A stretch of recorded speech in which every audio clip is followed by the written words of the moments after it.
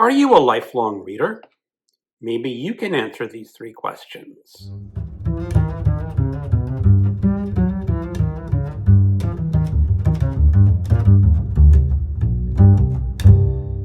Hello, welcome to my channel, another Bibliophile Reads. My name is Greg, and today I am doing a response video, and this is to Kim, the lifelong reader.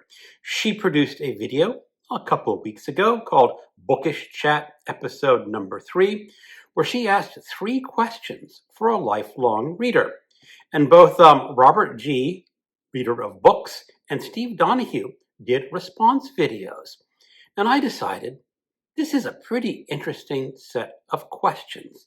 So I'm going to be doing my response to Kim from the lifelong reader. And here is how she introduces her questions. Hi readers, today I ask and share my answers to 3 bookish questions to stimulate your reader's mind. Share your answers to each of the 3 questions in the comments or post your own reply video to get an even stronger conversation going. Okay, so I will ask these 3 questions. And question number 1 is, who is an author you've read to completion or plan to? Well, this is really a rather more complicated question than it seems because even though I'm a lifelong reader, I have not read a lot of authors' complete works. One of the authors I do plan to read the complete works is Kurt Vonnegut. I have this very nice Library of American edition, and I have read all of Kurt Vonnegut's novels except one, Dead-Eye Dick. And I do plan to get to that someday, but from what I'm told is that Dead-Eye Dick is not one of Kurt Vonnegut's best novels. His best novels are his earliest novels, in my humble opinion, but I do want to read them all someday. Now, there are 2 authors that I have read their complete works. At least I think so. And the first is Tana French. She is an Irish crime writer. She writes a series called the Dublin Murder Series, or she used to, and there are 6 books in that series. And what's really fascinating about her approach to a crime series is her novel has a first-person narrator, and it's usually a police detective solving a murder. Big surprise there. And there's always a under-detective working with the narrator. And at the end of the book, the narrator kind of leaves the police force or goes into the background. And in the next book, the secondary detective takes over the narration of the book.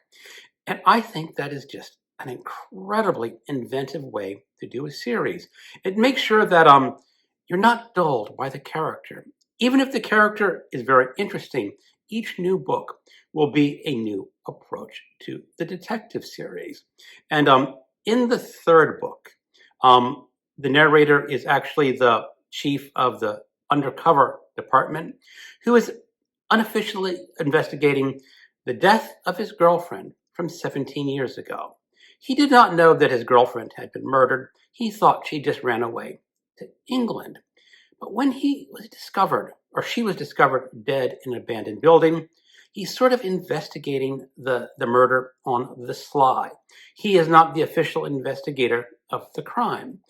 And what's really good is that the official investigator of the crime is a real, let's just say, asshat, according to this narrator's opinion. And you really dislike him. His name was Scorcher Kennedy.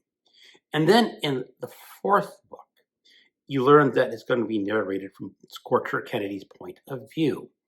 And as a reader, I said, how can such a detestable character make a good narrator? But Tana French pulls that off magnificently. His characterization does not change. You still see why everyone thinks he is an asshat, but you get his opinion of himself and solving the crime, which is what makes Tana French such a great author. Now, she only does a book once every 2 years or so.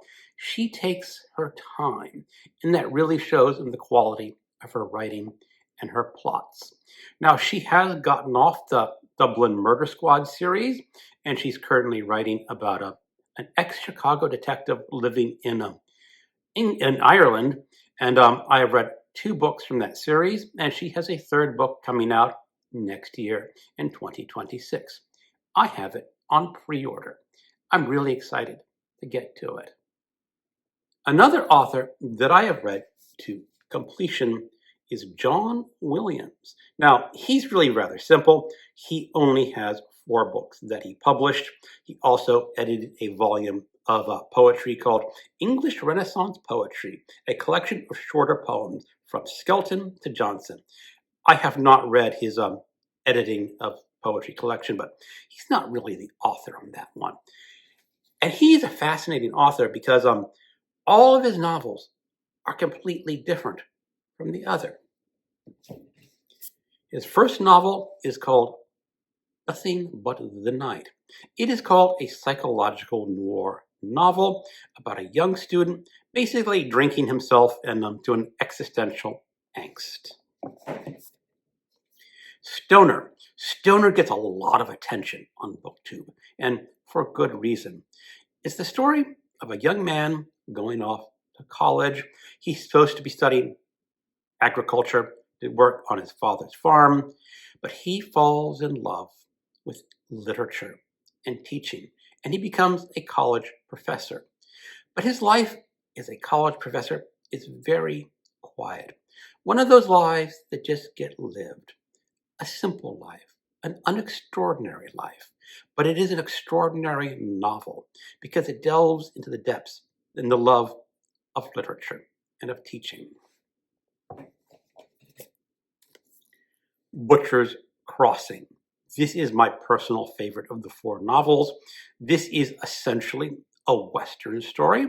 It is the story of a student out in New England who falls in love with the words of Emerson and decides to go explore the West. This is set in 1870s, maybe the 1880s, and he heads out west and he gets roped into going on a buffalo hunt. And on this buffalo hunt, they are stranded in the winter in a canyon. Now, this is a brilliant book. It is also extremely brutal in its description of animal death because there are so many buffalo slaughtered in this book, and so cruelly, that if you are disturbed by animal deaths, this book will disturb you greatly. But it is brilliantly written. The characters are fascinating, and I am there with the buffalo hunt, sharing or experiencing the horror myself. And the end of this book is quite ironic and maybe even a little more disturbing than the deaths of the buffalo. Lastly, he has Augustus. This was published in 1972. It won the 1973 National Book Award. It is an epistolary novel from Augustus in ancient Rome. So you get that ancient Rome feeling. I have only listened to the audiobook version of this, but I want to reread this. In fact, I want to reread all of John Williams' novels in 2026. So I'm going to set myself a private goal. In January, read Nothing But the Night. February, Stoner. March, Butcher's Crossing. And April, I will read Augustus as a personal goal to reread all these novels. Question number 2. Who is an author you don't plan to read anymore, and why? Well, I actually have 2, but they are kind of connected. Before the Kindle came around in 2008, I was reading ebooks on a handheld device. It was called a PDA. It was built by Compaq. I ran this program called Microsoft Reader to read your ebooks. It's about the size of a smartphone nowadays. But there was Tor Publishing. And if you bought a book from Tor, you got these nice little CDs with the entire series collected on them that you could load to your e-reading device. So there were 2 authors that I was particularly reading on my handheld PDA, and that was David Weber and Lois McMaster Bujold. They both wrote science fiction series. David Weber wrote the series called Honor Harrington. Basically, Horatio Hornblower in space, where the main character is a female military officer. Lots of action, not a whole lot of character development, but they were kind of exciting. Now, Louis McMaster Bujold wrote about this character named Miles Volkswagen. He was a handicapped person in a society that did not appreciate handicapped people. As I remember is that he had this genetic defect where his bones were very fragile. So if he got into a fight, he could break his bones very easily, but he was super duper pooper smart and he could solve problems that no one else could. And I really enjoyed his story. Now, his story started off with his mother. And if I remember correctly, Bujold wrote this as a sort of a romance science fiction story. So you had that whole romance element, and you had your science fiction element, and then she eventually moved on to the son, Miles. I think I read 8 books in that series. In the David Weber series, I think I read 6 or 7. But the problem with science fiction series is they get dull after a while. You get used to the characters, you get used to the plot style, and even though there are more books, you decide, I don't need to read the rest of that series. And that's exactly what happened with me with David Weber and Louis McMaster Bujold. I just grew tired of reading the series, even though I have the complete series on ebook versions.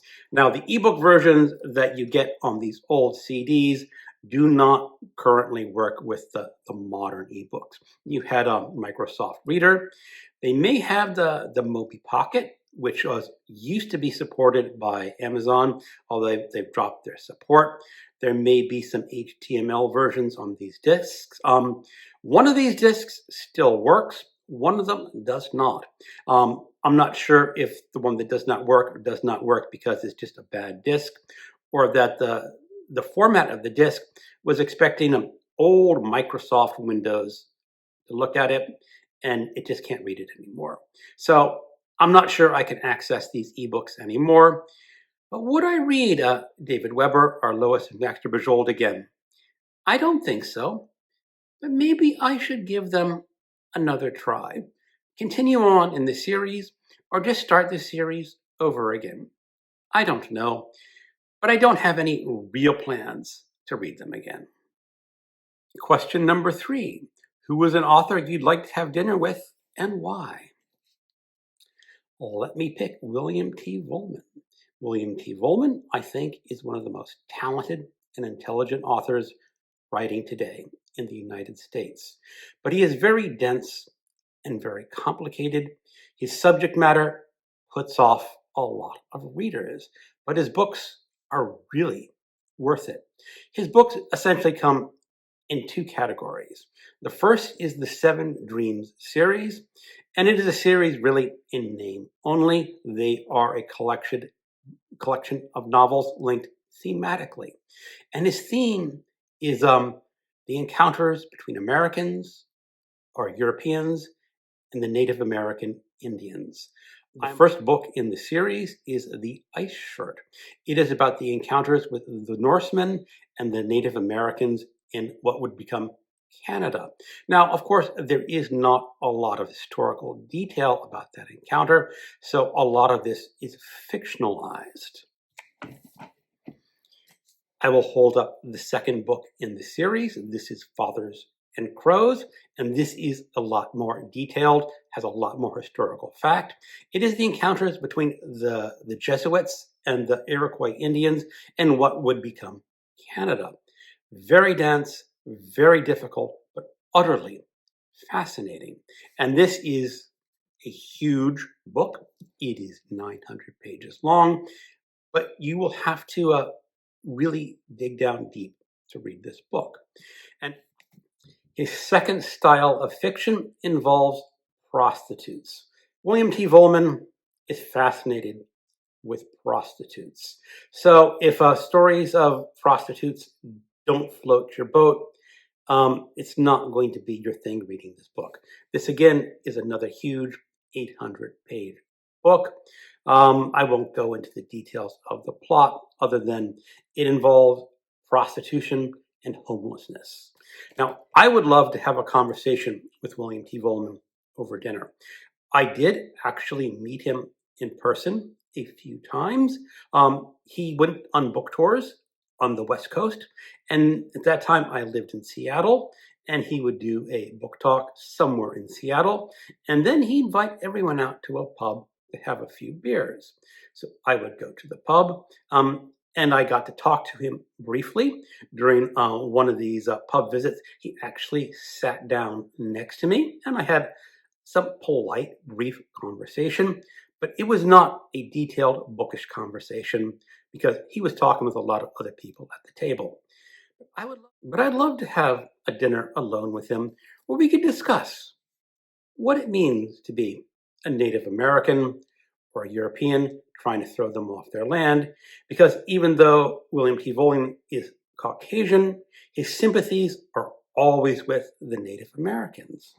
I'd even kind of like to discuss what his fascination with prostitutes are, or maybe just his ideas of gun control, because I'm not a big fan of firearms, but William T. Vollmann is known for his love of firearms. Apparently, he has a vast gun collection. And at one point, he volunteered to do or write a story if someone were to deliver him this very unusual and rare type of ammo. That's all that I know. But still, he's a weird guy, but vastly intelligent. And I'm sure we could have a good bookish conversation. So that is the author that I would like to have dinner with. Now, this is not really a tag video, but there are a few other booktubers who I think would have interesting answers to these questions. Randy Ray, the Literate Texan, Alan at Big Hard Books and Classics, Pat at Book Chat with Pat, and MJ at Reading This Life. Thank you for watching, and keep on reading.